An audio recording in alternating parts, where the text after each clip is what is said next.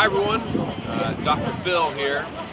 We're here in Paris at the Cathedral Notre Dame, which is of course behind us.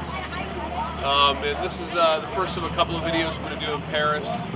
The Notre Dame Cathedral was begun in 1177, though it didn't look anything like that. This cathedral has actually underwent changes and developments and remodelings over 700, 800 years.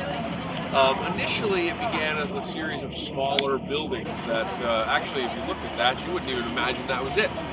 But over time, the cathedral you see behind was sort of built up around those buildings.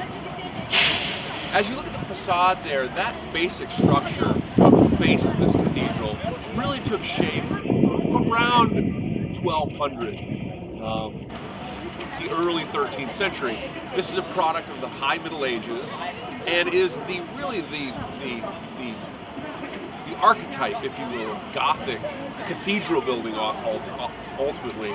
If you're on the inside of it, you can really see the huge vaulted ceilings that are so typical of Gothic cathedrals. You can't see them from this view, and we can't go around the side to show you, but Gothic cathedrals have what we call flying buttresses, which are these large sort of like arches, if you will, that come out from the sides, and they buttress up the walls of the cathedral. It allows the cathedral to have very long, relatively thin walls. Those large open stained glass windows are made possible by the flying buttresses and the vaulted ceilings. So it went through a number of different changes, but the basic form of the Gothic cathedral was taken really by the beginning of the 13th century, the 1200s. So during the 1200s, the cathedral, as you see it now, more or less would be in place. This cathedral, of course, has a storied past. Again, it really represents the revolution in truly medieval engineering with respect to Gothic architecture.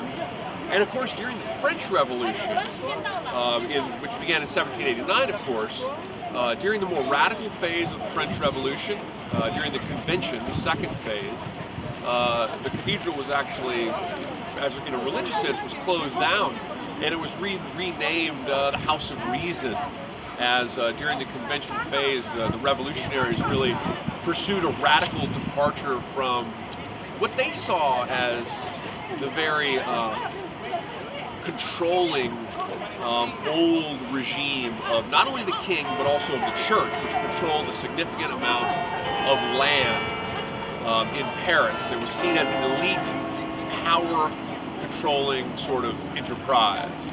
And so during the most radical phase of the French Revolution, the church was, to Catholic masses, closed. It was renamed the House of Reason, and all church lands were actually removed from the church and were turned over to the state.